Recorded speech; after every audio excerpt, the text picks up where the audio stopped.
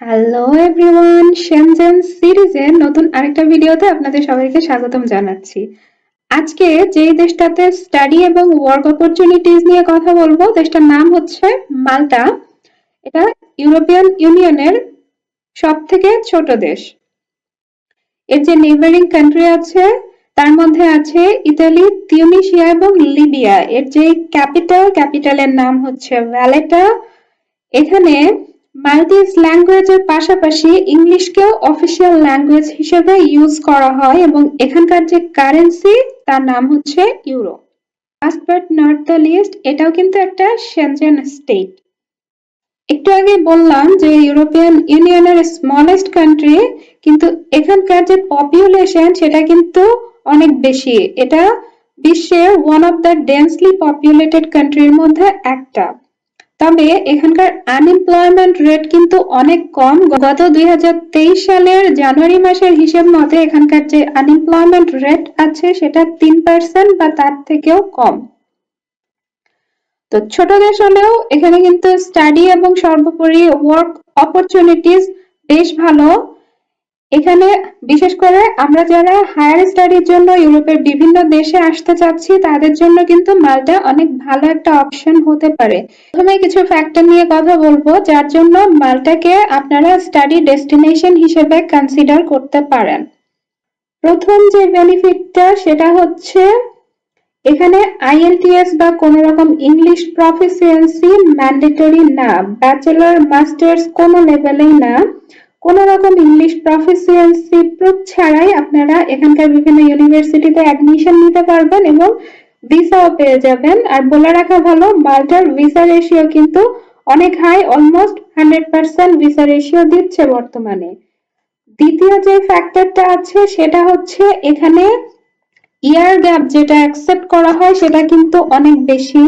ব্যাচেলরের ক্ষেত্রে সর্বোচ্চ 5 বছর পর্যন্ত ইয়ার গ্যাপ অ্যাকসেপ্ট করে এবং মাস্টার্স এর ক্ষেত্রে এই ইয়ার গ্যাপটা আনলিমিটেড। আপনি যদি ভ্যালিড রিজন দেখাতে পারেন যে এই গ্যাপের মধ্যে আপনি কি করেছেন, সেই ক্ষেত্রে আপনাকে নির্দ্বিধায় তারা অ্যাকসেপ্ট করে নিবে। আর মাস্টার্স এর ক্ষেত্রে এই রেস্ট্রিকশনটা 10 ইয়ার্স বা তার থেকেও বেশি আছে। থার্ড যেটা সেটা হচ্ছে ভিসা ইস্যু। এটা আমরা জানি ইউরোপিয়ান ইউনিয়নের বেশিরভাগ দেশেরই এম্বাসি বাংলাদেশে নেই, ইন্ডিয়াতে অবস্থিত। আর ইন্ডিয়াতে গিয়ে ভিসা প্রসেস করা এটা কিন্তু বেশ হ্যাসেলের একটা ব্যাপার। মাল্টার ক্ষেত্রে এই সুবিধাটা আপনারা পাচ্ছেন। এখানে ভিসার জন্য ফাইল জমা থেকে শুরু করে ইন্টারভিউ পর্যন্ত সবকিছুই কিন্তু ঢাকাতে যে ভিএফএক্স গ্লোবাল অফিস আছে এখানেই আপনারা প্রসেসের কাজটা করে ফেলতে পারবেন। টিউশন ফিসের ক্ষেত্রে এখানে যথেষ্ট ফ্লেক্সিবল। বেশিরভাগ ইউরোপিয়ান কান্ট্রিতে ভিসা অ্যাপ্লিকেশনের আগেই আপনাকে টিউশন ফিস পে করতে হয়, তবে মাল্টার অনেক ইউনিভার্সিটি আছে যারা ভিসা পাওয়ার পরেও আপনার টিউশন ফিস অ্যাকসেপ্ট করে থাকে।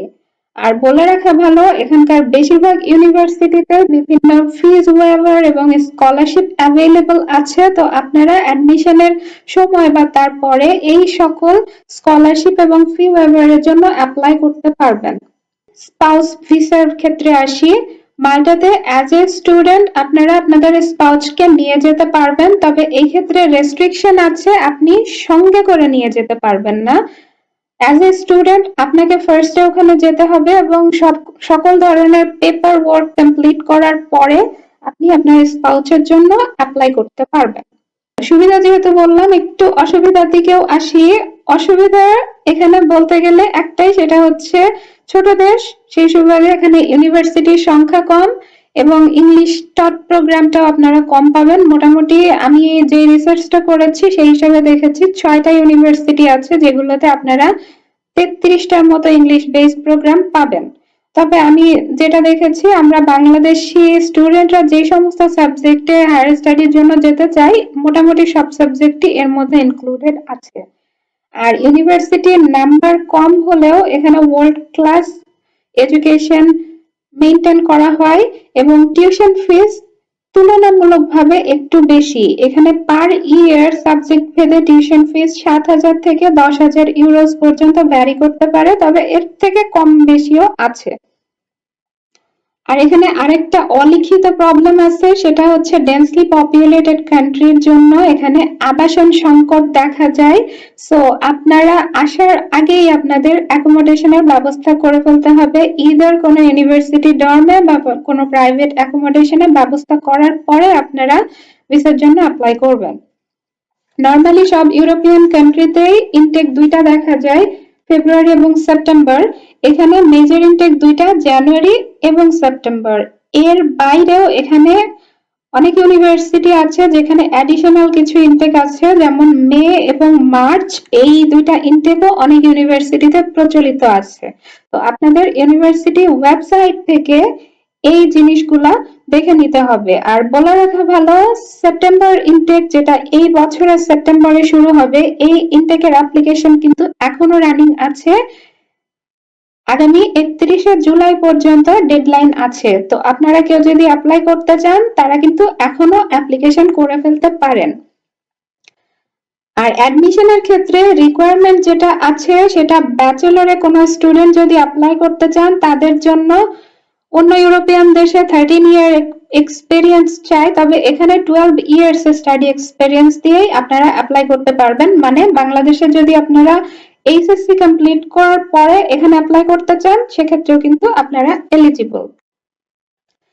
এখানে উল্লেখযোগ্য যে সমস্ত ইউনিভার্সিটি আছে তার মধ্যে আছে university of Malta, American university of Malta, Malta college of arts, science and technology এবং saint Martin's institute of higher education.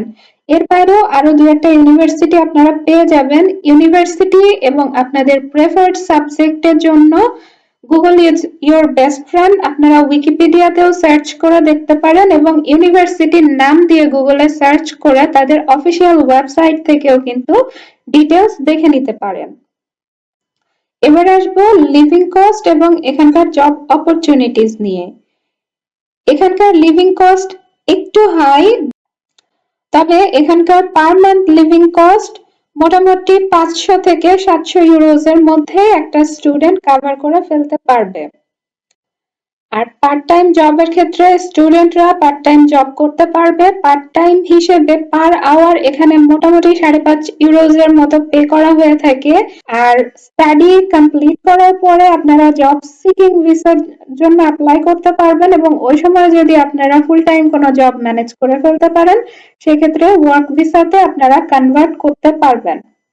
R full time জবের ক্ষেত্রে এখানকার যে মিনিমাম স্যালারি নির্ধারণ করা আছে সেটা প্রতি মাসে 925 ইউরোজের মতো। পিআর অপরচুনিটিস বলতে এখানে 5 বছর লিগালি অবস্থান করার পরে আপনারা পিআর অ্যাপ্লিকেশনের জন্য এলিজিবল বলে বিবেচিত হবেন। এখানকার মিনিমাম যে ব্যাংক স্টেটমেন্ট চাই সেটা 9,000 থেকে 10,000 ইউরোস পর্যন্ত, বাংলাদেশি টাকায় যেটা 12 থেকে 13 লাখের মতো হয়ে থাকে। তবে এটা মিনিমাম, এর থেকে একটু বেশি দেখানো ভালো। আমি পরামর্শ দিব মোটামুটি 15 লাখের মতো একটা অ্যামাউন্ট আপনারা দেখানোর চেষ্টা করবেন, তাহলে ভিসা পাওয়ার পসিবিলিটিটা অনেক বেশি হয়। আর হ্যাঁ, এই যে ব্যাংক স্টেটমেন্ট যিনি দেখাবেন সেটা আপনি আপনার নিজের অ্যাকাউন্ট দেখাতে পারেন বা আপনার ব্লাড রিলেটেড কেউ দেখিয়ে দিতে পারে। এটা একটা স্টেবল ব্যাংক অ্যাকাউন্ট থেকে স্টেটমেন্ট দেখানোর চেষ্টা করবেন। স্টেবল বলতে ইমিডিয়েট খুলে আপনি দেখিয়ে দিবেন এটা কিন্তু না, মিনিমাম 3 মাসের মতো ব্যাংক স্টেটমেন্ট দেখানোর চেষ্টা করবেন, তার থেকে বেশি দেখাতে পারলে আরো ভালো। আর অনেকে প্রশ্ন করে যে টিউশন ফিস যেটা সেটা আপনারা মাল্টাতে জব করে পে করতে পারবেন কিনা।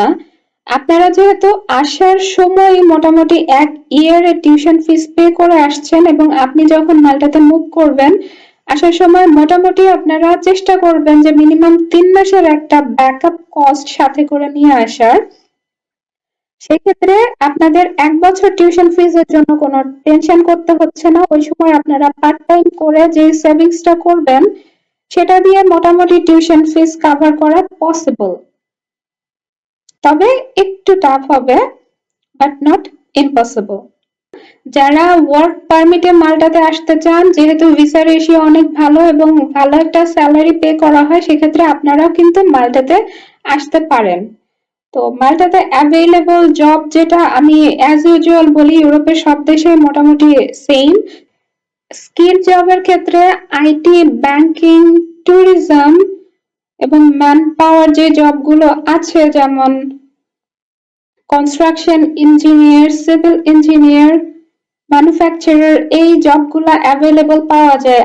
আনস্কিলড জবের ক্ষেত্রে যদি বলি সেই ক্ষেত্রে আপনারা ফুড ইন্ডাস্ট্রিতে অ্যাজ এ শেফ বা ওয়েট্রেস হিসেবে জব করতে পারেন বা বিভিন্ন কনস্ট্রাকশন জব করতে পারেন এবং ইন্টারন্যাশনাল লাইসেন্স পেলে ড্রাইভিং জবও করতে পারেন।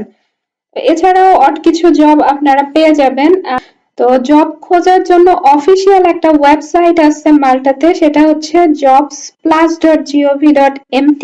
এছাড়াও জবস ইন মাল্টা, এই দুটো ওয়েবসাইট থেকে আপনারা অ্যাভেলেবল জব কিন্তু খুঁজে নিতে পারবেন। তো এই হলো মাল্টাতে স্টাডি এবং জব অপরচুনিটিস নিয়ে আমার পক্ষ থেকে বিস্তারিত আলোচনা। ভিডিও আজকের মতো এ পর্যন্ত শেষ করছি। আপনারা ভালো থাকবেন, সুস্থ থাকবেন। আল্লাহ হাফেজ।